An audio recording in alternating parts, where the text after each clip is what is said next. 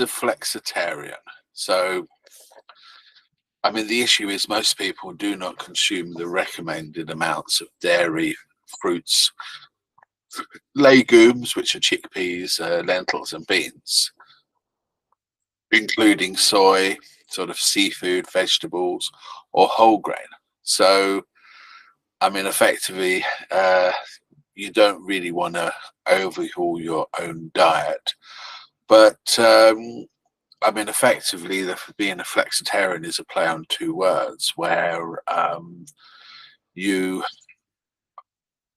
dip in, flexibility of having exactly what you want between meat and vegetables.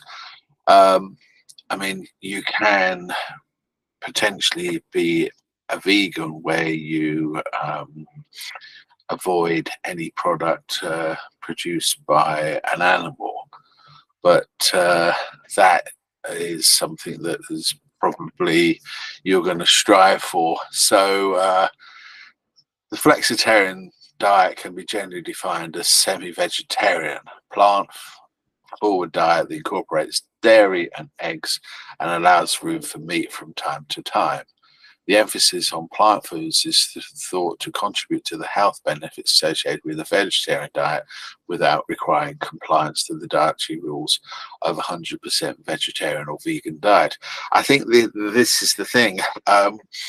Rather than move sort of totally away from sort of a meat diet, you need to introduce vegetables that are interesting and have a good, decent taste, using seasonings and other products, and introduce less and less of your meat into your diet. You need to then slowly replace these vegan products, like milk and honey, etc. So I think the problem to do it in the big bang, it's sort of you've got to find out what works for your body, and it's a slow process. So I mean, calories in the flexitarian diet mostly come from nutrient-rich foods such as fruits, legumes, whole grains, and vegetables. And when it comes to your protein, you're replacing your meats with soya food, legumes, nuts, and seeds. So you need to select the ones that you most like and are most nutritious. Protein can also come from eggs and dairy, but if you're a vegan, staunch vegan, this is something you can't do. But the issue is that a number of minerals and vitamins are hard to get, or you don't get the relevant quantity of them in a vegetarian diet. So you need to sort of do the analysis, and there are some supplements that I will discuss on other particular episodes that you should have. You should also at best limit your intake of saturated fat, added sugars, and sodium. Now, that isn't really to say that you should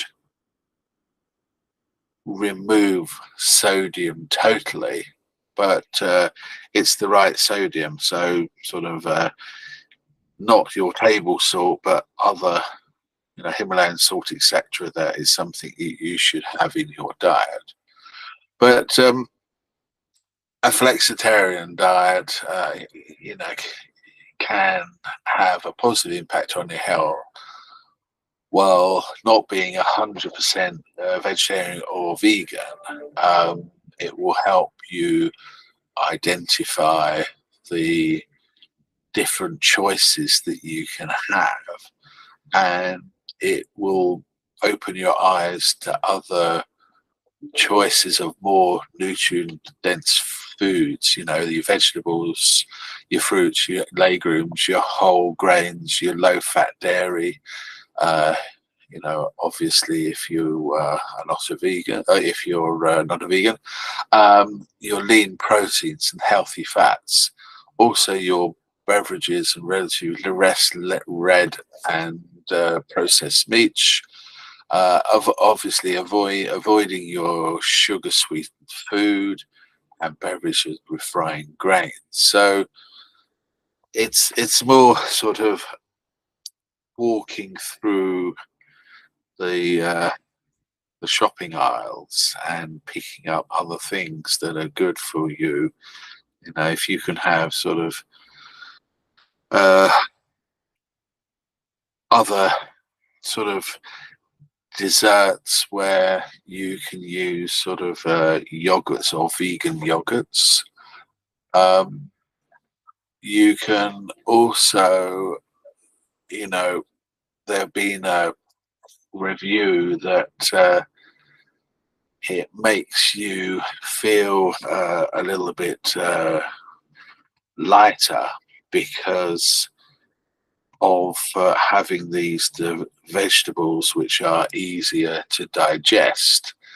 And multiple studies have suggested that if you have a flexitarian diet, that can help improve markers of metabolic health, reduce blood pressure, and decrease the risk of type 2 diabetes.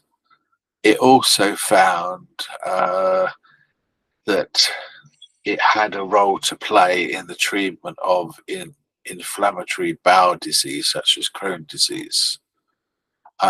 So there are other uh, particular protective effects of this food where you using more omega-3 fatty acids, antioxidants, vitamins, minerals, uh, cytochemicals. You're probably increasing your fiber intake and having a different type of protein.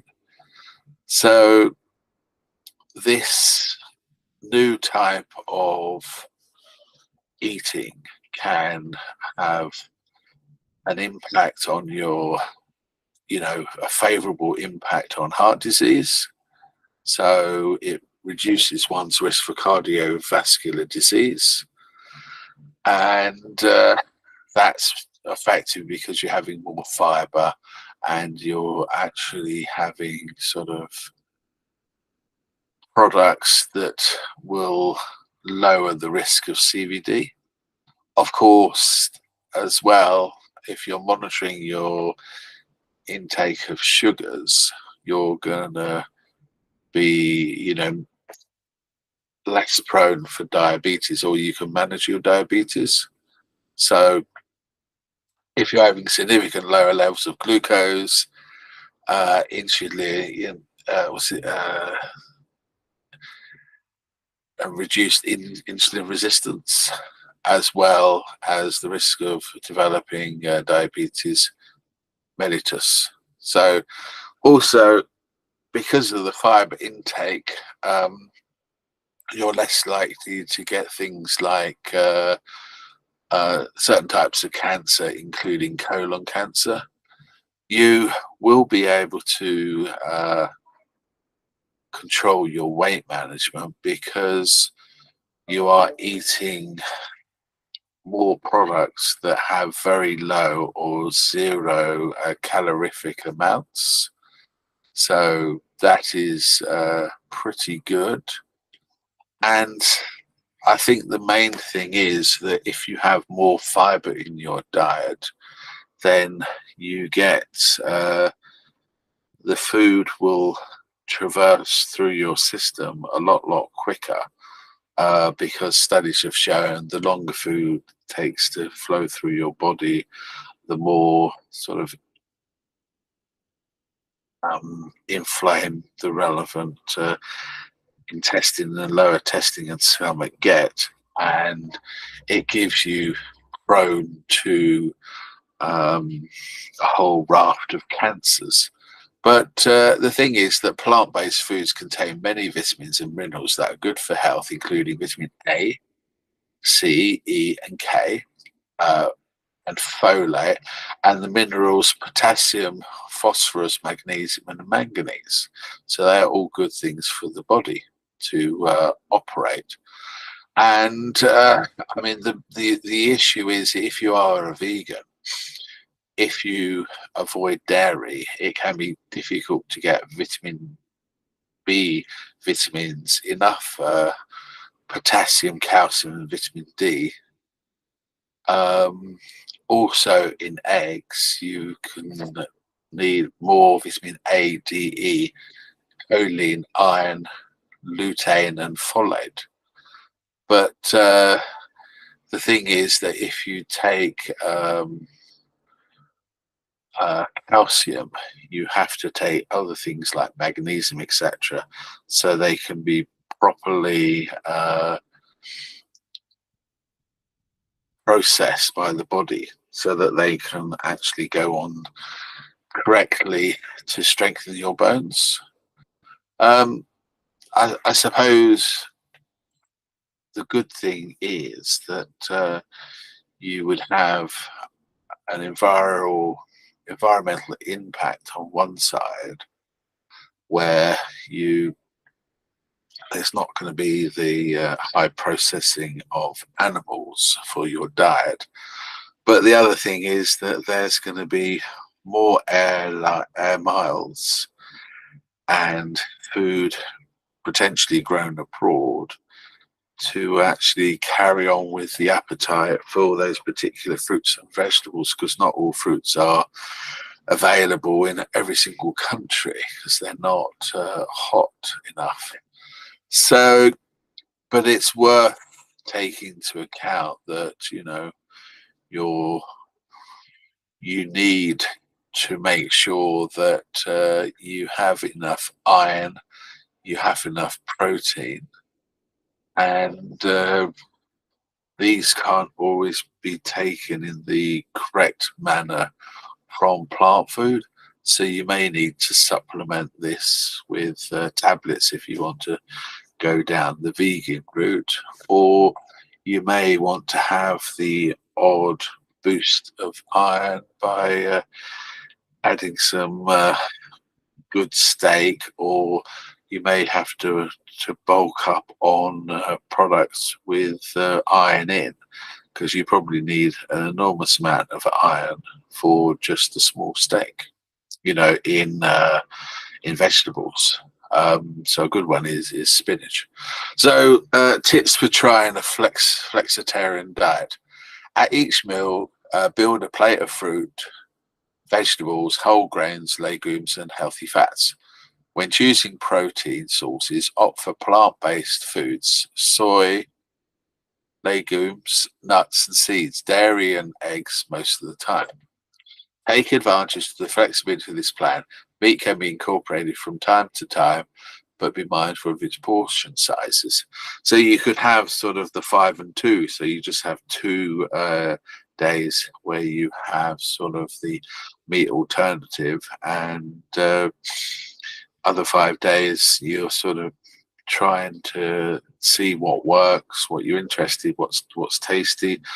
It's also interesting to determine what sort of sauces, as well as spices, etc., and herbs that you can use to actually make the product a lot tastier. But take advantage that you can also include more whole nutrient dense foods, which may naturally reduce the consumption of foods or beverages that are high in calories, saturated fats, added sugars, and salt. So on reflection, this diet will reduce the risk of type 2 diabetes, cardiovascular disease, and cancer. But you need to have it as a holistic thing, because there's no point eating well if you're having too much intake in tobacco, vaping, because a lot of the vaping products, you can't generally know exactly what they are.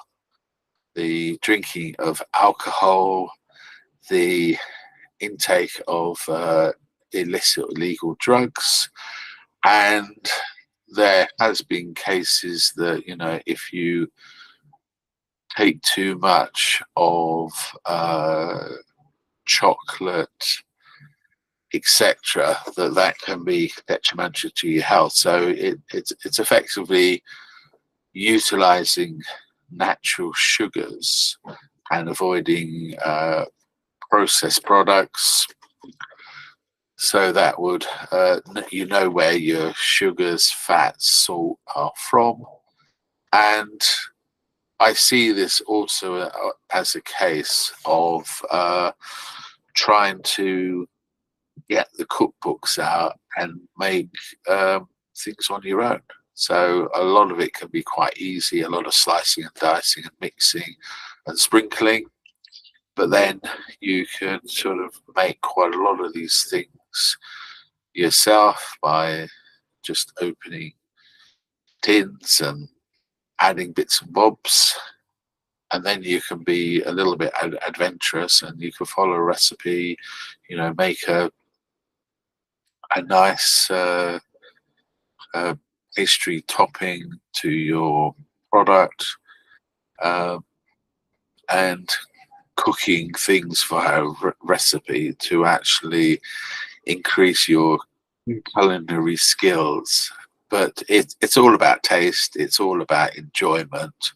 So I think the thing is that you've got to play around with it. You've got to try new things in the supermarket if you can, and just enjoy it. So if you could subscribe to my channel, if you could comment how you liked this particular podcast, and if you could share this with your friends so that we could get more people interested in what I am saying, because it is fairly simplistic what I'm doing. If anybody's interested, I would like to find a sponsor for these particular podcasts as well. If you want me to manage your podcast, because this is a completely long journey, because you have to manage the relevant creation of the products, the editing, the scripting, as well as updating the relevant videos, and to actually push these particular videos into YouTube and the relevant podcasting engines that are around. So there's a lot of work involved. It's very timely. So if anybody's interested in me doing that, please comment on this particular video, and I'll be in touch. Thank you very much, and see you on the next one. Bye.